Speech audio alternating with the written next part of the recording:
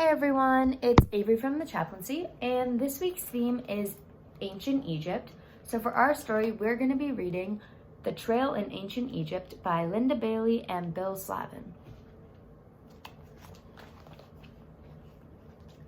The Binkerton twins were bored. Seriously, horribly, fall right over and go to sleep bored.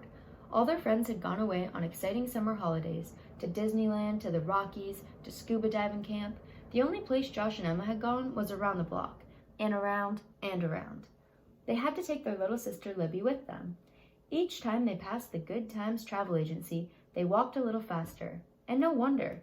Good Times was dark. It was creepy, it was grotty and grimy and grungy. There were cobwebs as big as a monster in there. So the Binkertons always hurried past, until the day that Libby ran inside. Julian T. Pettigrew, the owner, glanced up as they entered. He looked every bit as peculiar as his shop.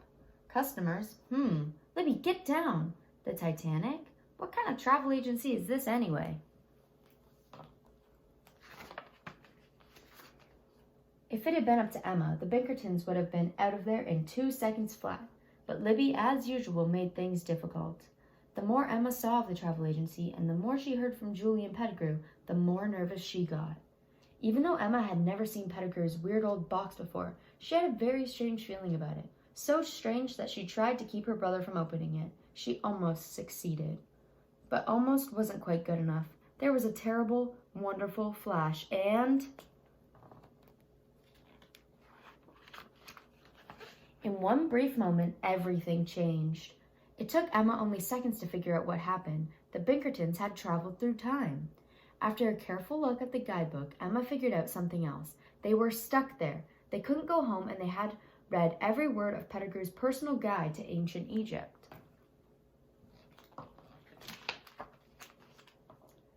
Wading around in the muddy waters of the Nile wasn't going to get the Binkertons anywhere, so they headed for higher ground, and their first real, live Egyptians. At least the Binkertons hoped they were alive.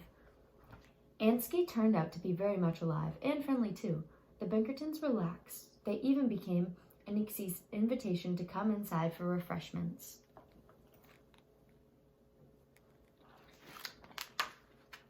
Just as Emma was trying to figure out a polite way to say that they didn't drink beer, a group of official-looking men arrived. They had come to the Enkinson's brother, Hapu, to take him to work for the king. But Hapu wasn't there, and Josh was. Josh tried to explain that they were getting the wrong guy, but the officials wouldn't listen. Quickly, they loaded Josh into a boat with a lot of other young men. Emma and Libby watched helplessly as their brother slowly disappeared down the Nile. Emma felt sick. Josh wasn't perfect, far from it, but he was the only twin brother she had. She and Libby set out after him. Eventually, they came to a bustling settlement beside the Nile. Emma was positive they would find Josh there. Over the next few hours, the two girls dragged themselves from one end of town to another, searching for their brother.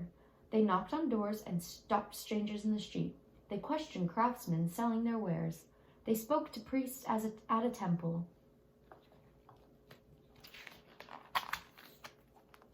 Hour and hour, Emma and Libby searched, while the hot Egyptian sun beat down on their backs. By the end of the day, the girls were tired, hungry, and parched with thirst. When they were offered food and lodging in exchange for work, they had no choice but to accept. A wealthy family giving a party was short of servants. Emma was a little shocked by the party entertainment, but Libby leaped right in. Look at Libby. Over the next few days, Emma and Libby continued to work for the Egyptian family while spending every spare moment searching for Josh. When one of the other servants told them about a teacher who knows many things, they tracked the man down at his school.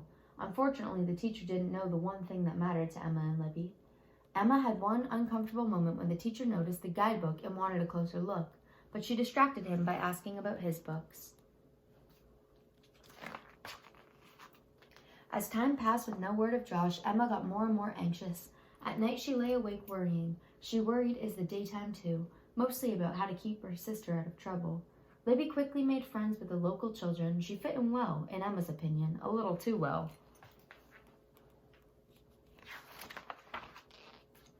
Running as hard as she could, Emma managed, just barely, to snatch her little sister from the jaws. Emma collapsed exhausted on the riverbank, and that's where she noticed the boats. Walking beside the river, the girls finally got a lucky break. Some men building a papyrus boat had seen Josh only 2 days before. The problem now was how to travel on the Nile. But watching the men had given Emma an idea. Why couldn't she and Libby build their own boat? As Emma and Libby floated down to the great Egyptian highway, they saw their first pyramids. Not all of them were perfect. Meanwhile, further down the Nile, Josh had been given a very big job. In fact, in the whole history of the family, no Pinkerton had ever been given such a big job.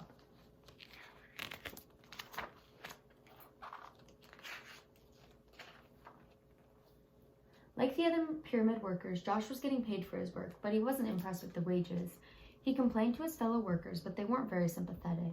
He also tried to get a different job. The craftsman's job looked much easier, so Josh asked if he could switch. It was very discouraging.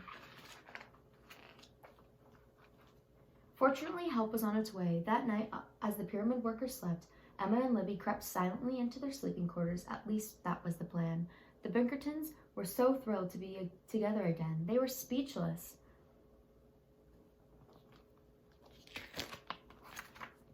But Libby had disappeared. Emma and Josh had to follow her into the pitch-dark tunnel.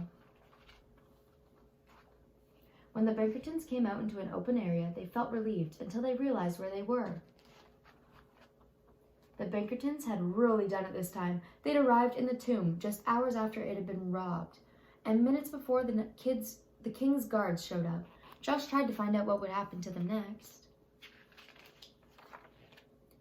At the entrance of the pyramid, the kids ran into a second group of guards who were trying to come inside. This was the Pinkertons' chance. They didn't stop running until they reached the boat. For the rest of the night, the Pinkertons traveled along the Nile. To help his sister stay awake, Josh told Egyptian jokes. What does an Egyptian queen eat? Cleopatra. They reached the town just as the sun rose. Emma was eager to finish reading the guidebook so they could get home. Their only chance was to read fast enough to finish the book and get home. Josh was ready to give Mr. Pettigrew a piece of his mind, but Emma and Libby just wanted to see their parents. As the Pinkertons left the Good Times Travel Agency, they swore they would never come near this place again. But never, well, that's a really long time, even for the travelers. So that is the end of our story, and I hope you guys enjoyed it. I know it was a little bit of a longer story, but it really got us to go on a trail through the ancient Egypt. So now that we're done, we're going to get up and do a dance. Okay, get ready. Are you ready to dance? Get on your feet and get ready. I love this song. Mommy dance.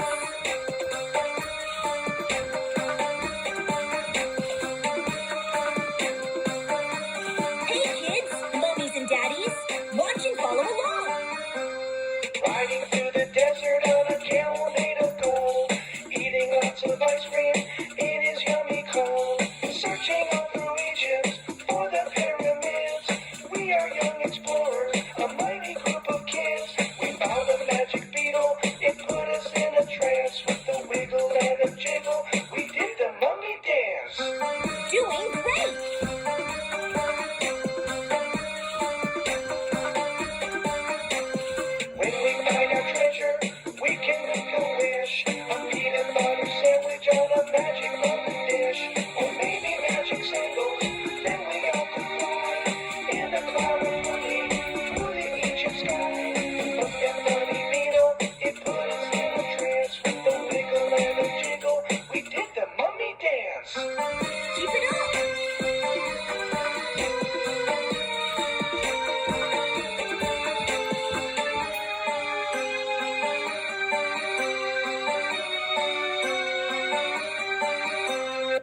Great work, guys. I hope you guys enjoyed that dance, and you guys looked so awesome being ancient Egyptians this week. Good job.